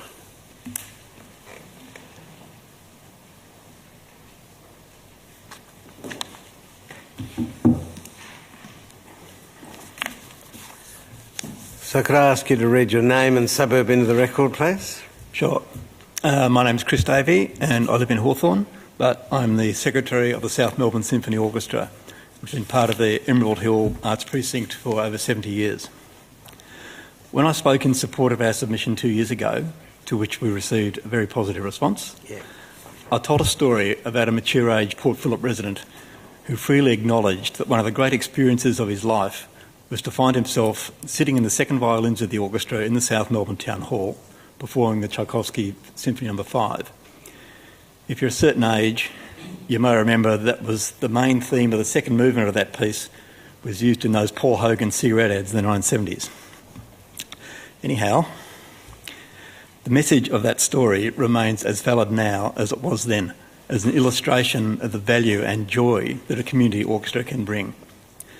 This submission aims to ensure that we can continue providing these to Port Phillip community while temporarily relocated from the South Melbourne Town Hall during its foreshadowed maintenance, which we understand may result in its complete closure for between 18 and 24 months. The temporary relocation will have associated with it expenses over and above those which we currently incur, including additional security and support staff, storage and equipment transport. Moreover, as 2020 is the 250th anniversary, or if you studied Latin, the sesquicentennial, of Beethoven's birth, we have already programmed the Emperor Piano Concerto for the 4th concert next year. So there will be costs around the hire, installation, tuning and return of a grand piano for the final rehearsals and performance, which would not be the case in the South Melbourne Town Hall. We could, of course, raise our members' fees to cover all these, but the result will be an annual fee to players of over $600. Player numbers would inevitably decline, and almost certainly so would the range and quality of music that our audiences have come to expect. Ticket prices are $20 and $15 and are kept at these levels deliberately, as we want to make sure that our concerts are equally accessible to all residents of Port Phillip, whether living in a double-storey terrace in St Vincent's Place or the 10th floor of a tower in Dorcas Street. I expect many people from time to time equate the council to God. We feel that, like God, the council helps those who help themselves. And so in the event that they are required, we have found alternative rehearsal and performance venues for 2020 and 2021 within the municipality. We have also recently completed the long process of gaining approval for entry onto the deductible gift recipients register. While donations aren't appropriate for operating costs, eventually we hope to build a backup fund which could be used for specific instrument maintenance, equipment purchase and so on. The assistance described in the submission will ensure that we are able to maintain our continuous record of rehearsal and performance within the City of Port Phillip since 1946 during the temporary relocation, and provide a formal agreement, accountability and transparency as we approach our 75th anniversary in 2021 and centenary in 2046. Thank you. Thanks very much, Chris. That's great. Councillor Pearl? 2 really quick ones. One, how's your relationship with ANAM? And Very good. And secondly, to take us through the cost of security and the effect that's had on you, or potentially had on you. I don't know if you're getting grants for that at the moment, but you've been in that town hall for a very long time. Have you had any incidents that have caused you problems with security, and how do you view the current security arrangements with the City of Port Phillip? No, we haven't had any incidents. The security arrangements, they've recently changed. Since the closure of the centre doors in Bank Street, for OH&S reasons as we understand it, we now enter on every Monday night through the ANAM entrance. Of course, the ANAM security guard is there. We exit through Fishley Street because that's the fire exit, so it's always open. For performances, the performance weekend, on the Saturday rehearsal, on the Sunday top and tail, and then performance, we now have and pay for the security guard to be there 12 till 5. And we also pay for the ANAM venue supervisor to come and operate the lighting system, help us put out the chairs and stands and put them back into the ANAM setup for Monday morning. So how much money is that? The ANAM venue supervisor is $264, including the GST, for each of the 4 concerts. The security guard, I'm waiting for the next account from ANAM, because they organise it and we pay ANAM. Right. Have you sought help from the council in terms of grants? That's my final question. For that cost of security? No. Initially, the submission 2 years ago was sort of designed to plant that seed in everybody's mind. But with the possibility of relocation, we thought this submission will just address the extra cost of relocation, which will also include security at Port Melbourne, because the alternative venues are the Port Melbourne Community Centre for rehearsals on Monday nights and the Port Melbourne Town Hall for the concert weekends. And there'll be a duty officer cost for that and security guard cost for that. Okay, thanks. Okay, Anthony? Anthony Phelan?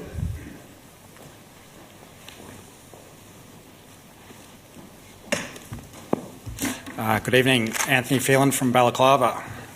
My concern is the lack of attention and funding being allocated to urgent maintenance requirements for the area of Balaclava. Quite simply, I do not see the funding getting spent in Balaclava that you can see in other areas of the city of Port Phillip. So I have been a resident in the city of Port Phillip for over the past 44 years, on and off, and I love the area.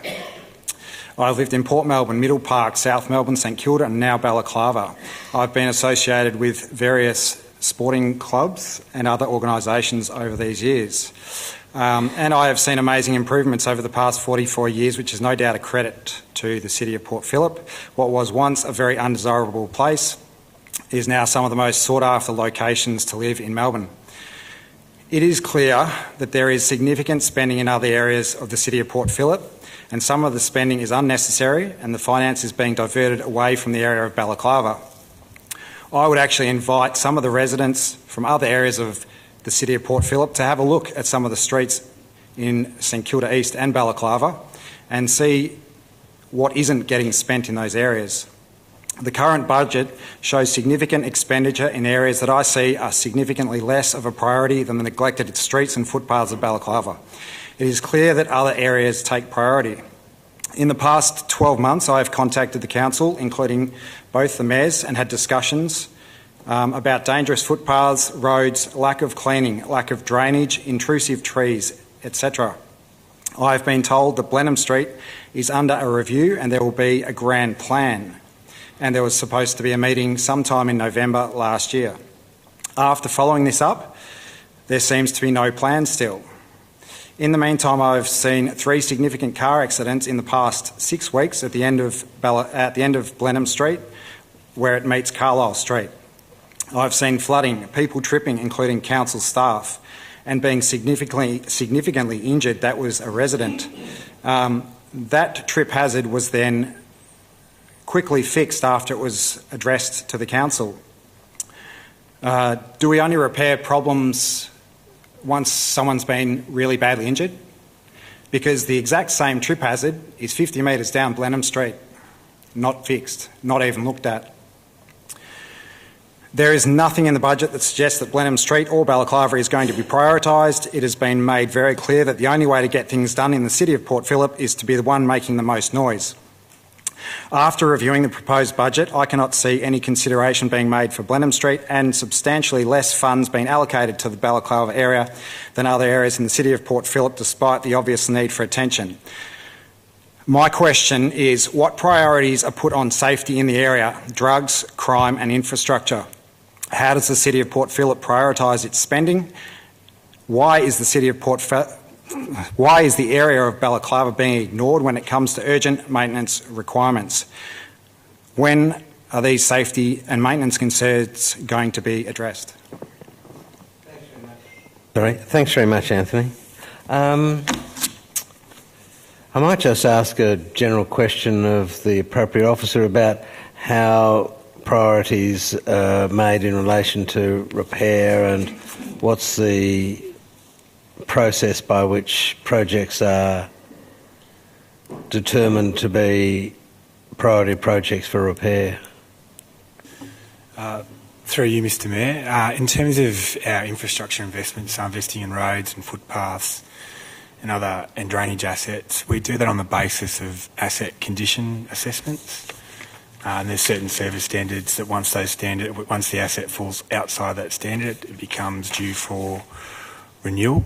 I can get a more detailed list. About this time of year, we start to have a detailed list of all the works by suburb, and I can find out which works are scheduled or planned for this year in Balaclava. That's in the budget, correct?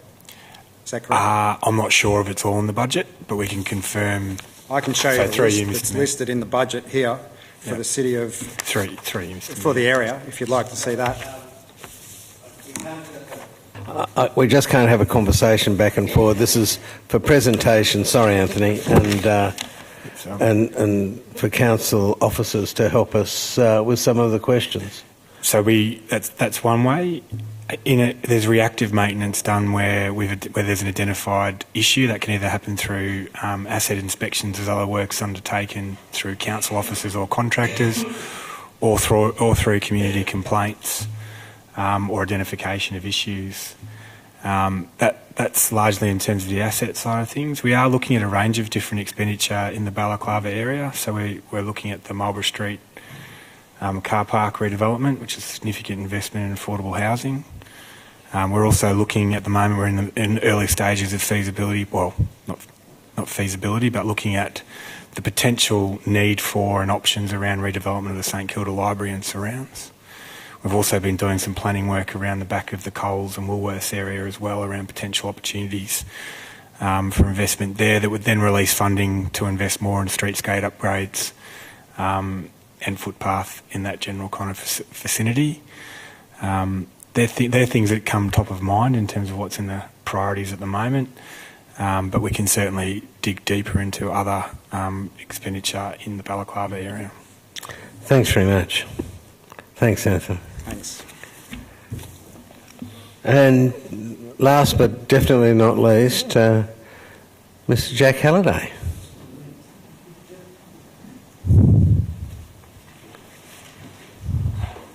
Sorry?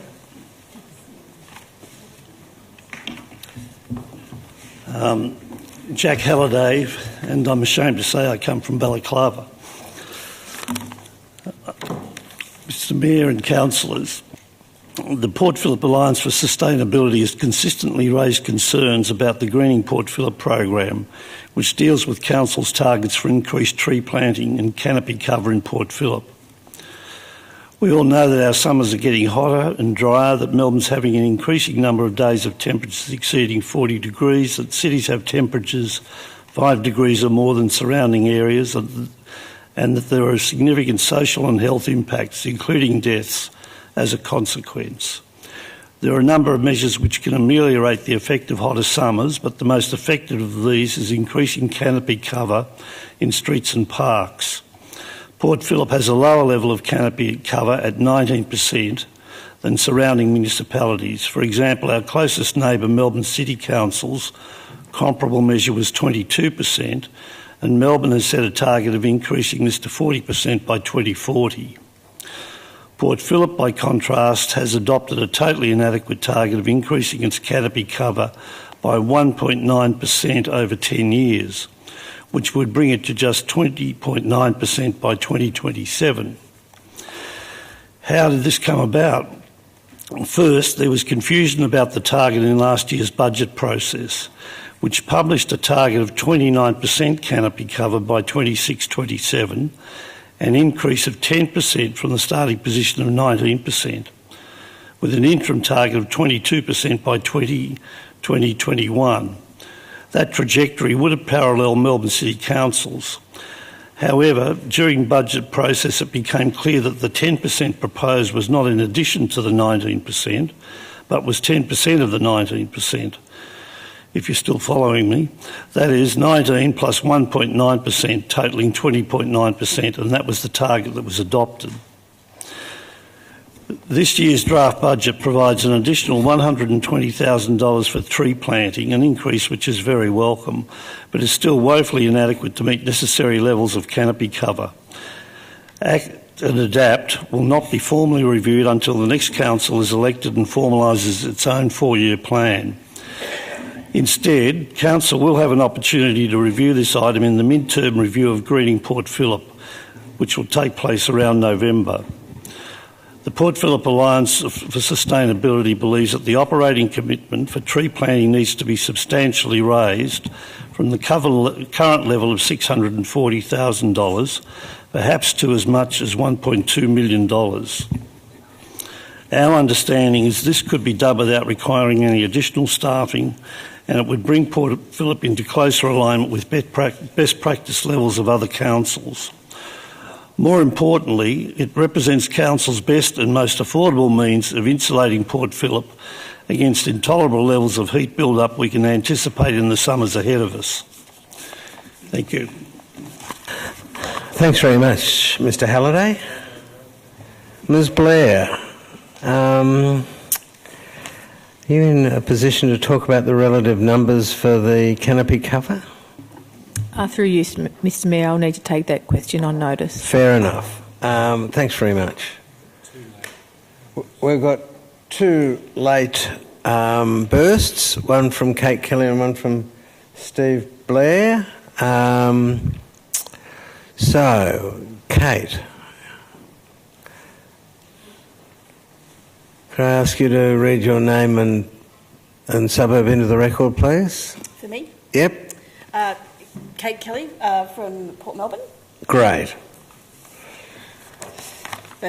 Mayor and councillors. My name is Kate Kelly. I'm the manager of Port Melbourne Southport Community Centre. We manage a program called Waterfront Welcomers, and we've submitted presented a submission to council for increasing funding for this program. The Waterfront Welcomers program is extremely beneficial for the community in a variety of ways. One way is that it serves as a volunteer greeting service at Station Pier, which is the second largest gateway of visitors to the city, or to Victoria. We have over 50 volunteers in this program, and we are currently contributing over 800 volunteer hours and greeting over 12,000 visitors each year. Currently the program is funded for 6 months of the year. We would like to request an increase of the program to extend for 48 weeks of the year. The reason being is that we're really struggling to meet the demand of visitors down at Station Pier. As you are aware, there are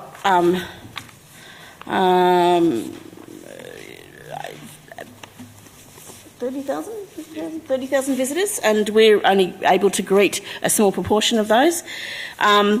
The main benefit of the Waterfront Welcomers program is obviously diverting visitors. Originally, before the Waterfront Welcomers program existed, only 2% of visitors remained in Port Phillip, most of them heading directly to the city. Now we have almost a third of those visitors are now being diverted to Port Phillip, and that's obviously increasing economic activity in the local area and providing an opportunity for people to experience the beauty and the culture of the city of Port Phillip. One of the reasons that we would like to increase, as I said before, is that that we're not able to meet the demand. The cruise ship season is expanding beyond the reaches of the existing budget that we have at the moment. The predicted cruise ship numbers are increasing.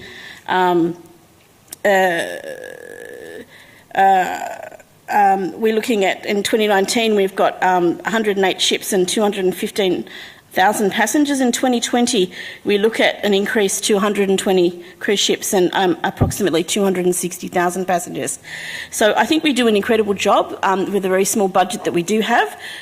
We are requesting a minimum increase of funding from our existing budget of $12,000 a year to $24,000 a year to allow for us to operate throughout the year. Throughout the year, that will allow us to properly train and support our volunteers to meet the larger cruise ship season. We'll also be able to provide an opportunity for visitors from the ferry, from the Tasmanian ferry, and various other opportunities for us to greet visitors throughout the community as well. Thanks very much, Kate. We are very proud and appreciative of the Waterfront Welcomers. You're fantastic, and we really appreciate that. Councillor Pearl and then Councillor Voss. Thanks, Councillor Gross. Kate, thanks for your email today as well for the invite to the event on Friday. I'm sorry I won't be able to attend, but it was a little bit short notice. 48 weeks of the year, so most of this will be of the current season you're not operating, I presume, will be focused around TT Line, the Spirit of Tasmania? Spirit of Tasmania, definitely. We've been speaking to Bernard. He's very interested in having us visit. We have tens of 7,000 passengers going through there each week. They would certainly be very interested in having us there. We're also looking at and possibly having a pop-up booth at festivals and events throughout the city of Port Phillip as a possibility, maybe even some opportunities for us to greet people at the South Melbourne market, and we've also had conversations with them as well. But mostly it's around greeting people through the So I gateway. love your program, and I think it's terrific. Yeah. I'm just wondering, have you approached TT Line or even the cruise lines for some support, or even the Port Melbourne Business Association to see if you can get some monetary support off them, given the huge amount of benefit that those organisations are receiving from your We have wonderful approached service? the Business Association. They are very supportive of us, and obviously we work very closely with them in relation to the bus that's now there to transport people from Station Pier down to Bay Street. They've told us, unfortunately, they're not in a position to provide any financial support. And TT Line? We've only just started having conversations with TT Line, so it's possibly an opportunity for us, but we're still in the very early stages at this stage. Okay, So, keep up the great work. Thank you very much for coming this evening. Councillor Voss. Thanks very much, Kate, for your presentation. I just wanted to query around the number of volunteers that you're training up. I think you mentioned 50. We're looking at, I think we're up to 60 at the moment. We're up to 60. Yeah. There's a number that we've got our books that will add to that. So in terms of those volunteers, can you just give me an idea of what it does from a social perspective in their life? So, City of Port Phillip has one of the highest proportion of sole-headed households in Victoria. A lot of those are older households. Social isolation has been identified as a growing issue in coming years, and a growing issue for us. The Waterfront Welcomers provides an opportunity for people that may fall through the cracks of other services. They're not necessarily socioeconomically disadvantaged, but they are isolated, and with isolation comes mental health issues and other various health issues. Waterfront Welcomers provides an opportunity for people to really connect and celebrate the history and culture of the City of Port Phillip. They feel really passionate about the program. They get up at an ungodly hour in all sorts of weather and go down to Station Pier and greet. Russell Griffiths, who was unable to be here today but is extremely passionate about the program, I think has actually contacted some of the councillors to say how important the program is meant to him, and I think that is echoed throughout the 50 or 60 volunteers that already participate. But it does have an incredible benefit for them, and we have a very high proportion of men who participate in the program too, which is fantastic for older men. So it has a very good benefit for them. And old men are great. Thanks very much, Kate.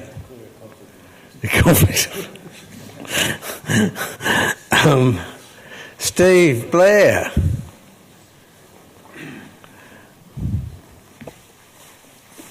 Thank you, councillors and officers, and Bernadine for seeing me in the audience there. I apologise I didn't put a proper application in to speak, but firstly I start with an apology to council and its officers for letting frustrations getting the better of me occasionally in some of my communications, and I'm sure it won't happen again. Thanks.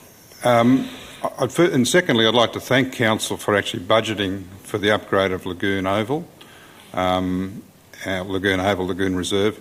I should go back a step, I suppose. I've lived in the municipality for over 20 years. I live in Port Melbourne. I've also got a property on Beaconsfield Parade, and I'm a shareholder in other properties that companies that I'm got interest in control. So I have a vested interest in nearly all ends of the council, and so Lagoon Oval this year became a bit of a frustration for me in terms of its lack of irrigation water. Thank you to council for actually conducting some catch-up maintenance. It was very successful, and the oval's in great shape and ready for a redevelopment in hopefully no more than 2 years.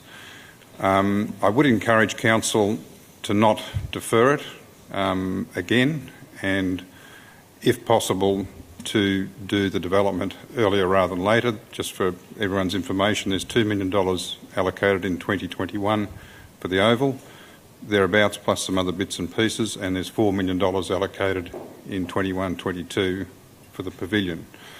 If it was possible to bring, and my submission to council was, if it was possible to bring those two expenditures together in 2021, that would be great.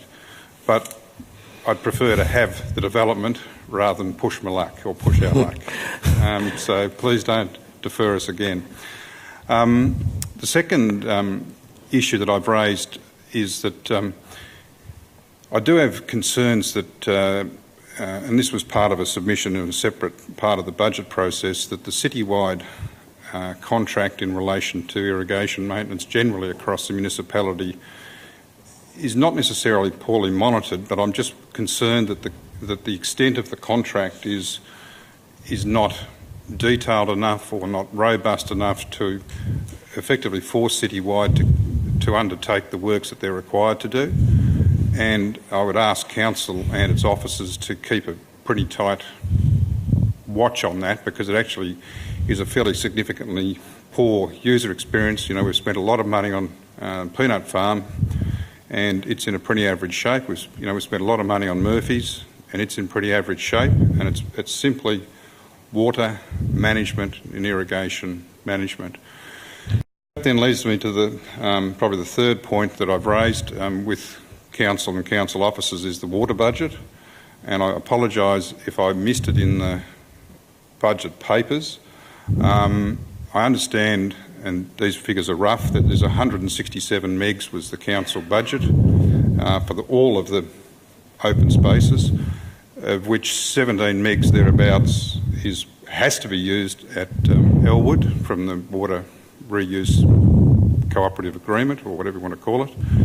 So that leaves 150 megs for all the other ovals and open spaces, which on my quick calculation is short by about 100 megs based on areas and average water use.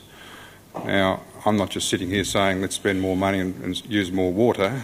I think in the interim, as a council and as a community, we probably have to budget for that, but I would really encourage council to push the Albert Park recycle reuse project, and I'd really push council and the community to get behind a similar one in Fisherman's Bend.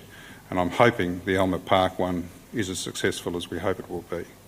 And out of that process, maybe Lagoon gets a proper irrigation allocation as well. So that's about it. Thanks very much, Steve. Councillor Voss. Thanks very much, Stephen. Thanks for your passion. I think Lagoon Reserve is certainly looking $1 million. Rather lovely for it, and I've certainly noticed the increase in usage as a result. It's very, very obvious. And I notice Addie's here too tonight. I noticed in one of the submissions, I think it was from Albert Park College, around combining some money from Albert Park College and also potentially the money for the Scouts from the state government to the Scouting Group and Council. Just wanted to sort of gauge your opinion in perhaps putting the and Council money together for a new pavilion there, and whether you think that would work and how the community might. Bernadette, I think it's a great idea for an efficiency point of view. I think the $750,000 for the Scouts is going to cut them short. Yet if you contributed $750,000 to a little bit extra space, or even their own personal space, if you like, dedicated space, plus some common usage areas, I think they get much better bang for their buck, and I think that'll be good for the Scouts. Albert Park College is short of premises. I don't see Council has got anything to lose by trying to cooperate with Albert Park College to maybe get a couple of classrooms. Might have to go up to a second story or whatever, a second floor. Once again, you get the benefit of hopefully some additional funding and common usage, and I would have thought it was efficient, but Bernadette, I've got a fair bit on my plate, and it's probably $2 million plus $4 million I think does a great job. I think the $2 million for the oval is probably generous. You add $750,000 and maybe reallocate a bit out of the oval back to the pavilion, I think it'll be a great result. If we're game enough to ask APC for a contribution from wherever they get it, fantastic. But it really needs to be a bit of management around that whole project, and I'm sort of grassed out. Thanks very much, Dave. Thanks, Dick.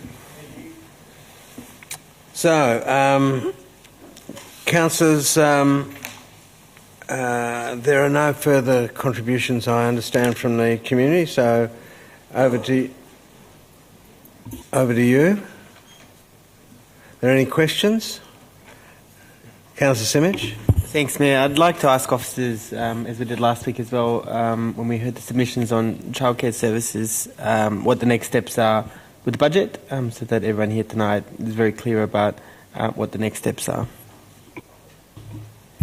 Through you, Mr Mayor, the Council will now consider the feedback that they've received from submitters tonight, as well as considering the almost 200 submissions that were received.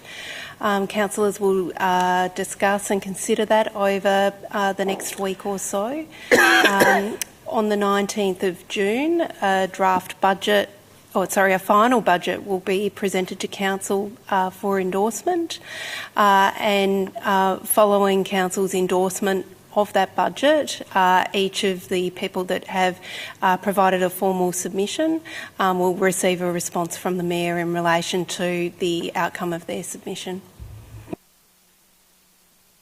If there are no further questions, Councillors' officers have given us a recommendation. Does anyone have a motion to move either the officer's recommendation or something different? Councillor Copsey. Hello. Happy to move the officer's recommendation. Do I have a seconder? Seconder, Councillor Voss. Do you wish to speak to that? I'll just reserve my right. Councillor Voss. Just wanted to say thank you to everyone that's come out and made a submission on this nice cold evening, and also to the 180-odd submitters that we've had in writing. It's quite something. It's amazing. It is amazing, and quite diverse as well. We've certainly got a number in support of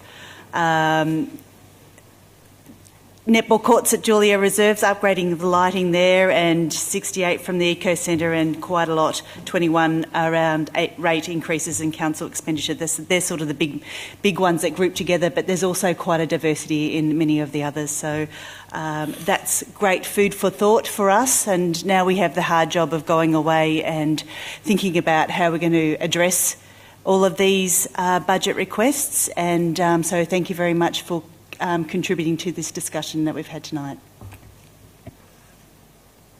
Okay, do you wish to close? Just to echo the thanks for those who've come and those who've submitted to this process, and also I want to really thank the community members who participated in our participatory budget workshops that we held for the first time this year.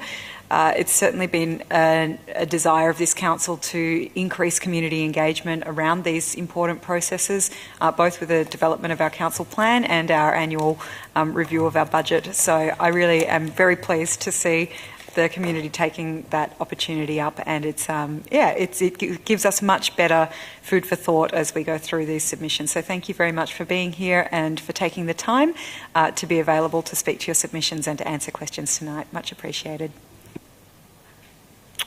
I'll now put the motion. All those in favour? That's unanimous. Thanks very much. There being no further business, I declare the special council meeting closed.